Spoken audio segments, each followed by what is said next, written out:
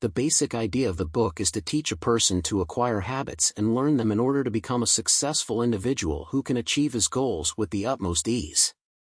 Dr. Stephen explained that this book will not list steps that a person must take, but it will make the individual acquire a habit because it is the habit that becomes more established in a person's personality with the passage of time and appears in his actions and thinking, which makes him a successful person. Dr. Stephen highlighted a very important point, which is his answer to a question that many people have asked before him. Researchers.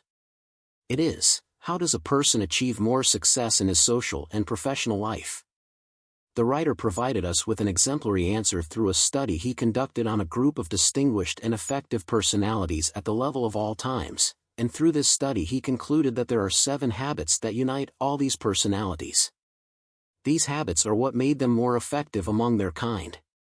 Dr. Stephen explained that the 7 habits develop and grow in every personality, taking many stages, and he summarized them as follows. The stage of dependence, in which a person says to himself, "There is someone who will take care of me."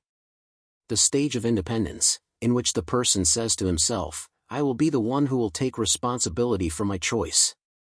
A stage of mutual dependence, in which the idea of teamwork and each person helping the other prevails. The book then takes us to its basic idea, which are the 7 habits that can transform a failed person into a successful person who has an imprint on his society. They are as follows. Habit 1. Be proactive and proactive. At this point, Dr. Stephen rejects the notion that humans are merely a reaction and not an actor to things and events. Humans are usually controlled by things and not controlled by them, as are events. Therefore, Dr. Stephen found that the great people of the world have determination and the ability to choose, as well as the power to react to circumstances and any change around them. Therefore, a person must be in control of his affairs, and be able to control his circumstances in every way so that they are in his favor. Habit 2. Personal leadership. When you start setting a goal for yourself, you must put an end to this goal. When you dream of being a painter, you must set an end to this dream for yourself. This will make you start an activity and begin to take in all the reasons that make you this wonderful artist. And when you set yourself an end to your dream, you will be responsible for achieving it before its term expires, and this is what will make you more productive and successful. Habit 3. Personal management. Dr. Stephen Covey considers personality management to be the most important management a person can do in his entire life. He says that success depends on mastering the art of this management.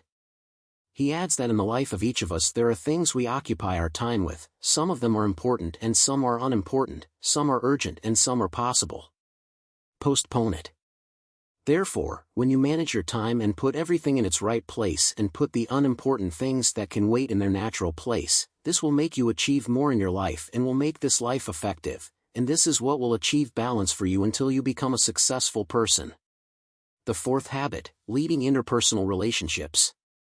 Dr. Stephen considered this habit essential to the success of any person.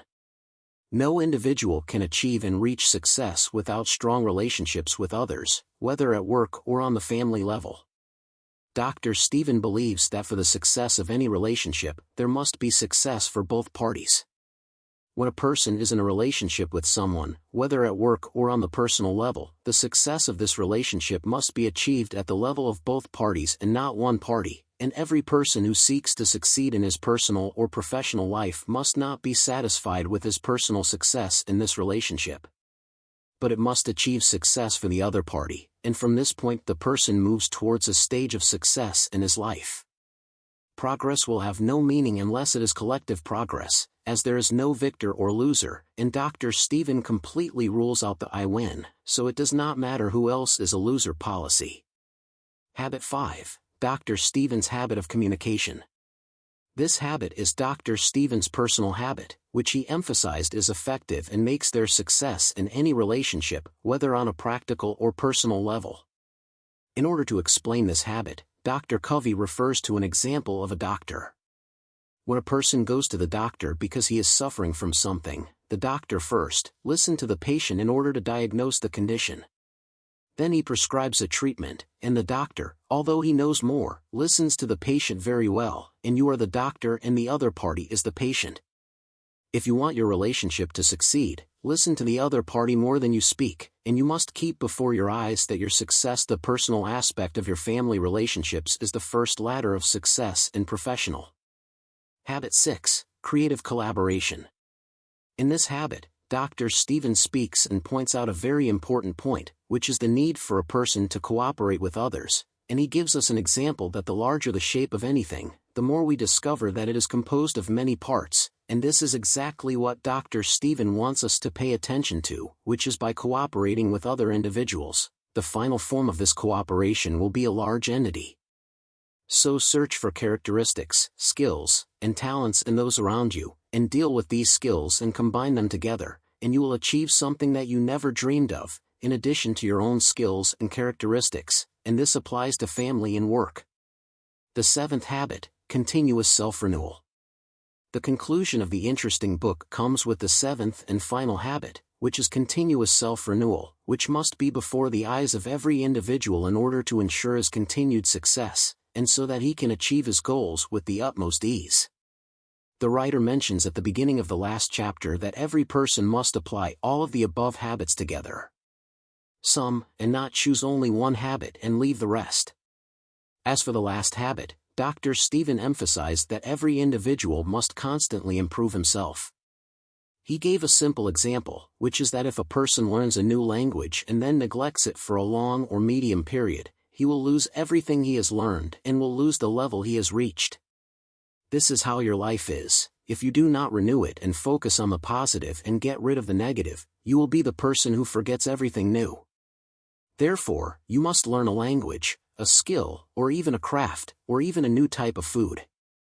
The important thing is to nourish your soul with new knowledge. Because the soul has food and its food is knowledge, and knowledge is not limited to a specific field, but rather extends to all fields, and do not forget that your constant connection with your Lord is the origin of all knowledge.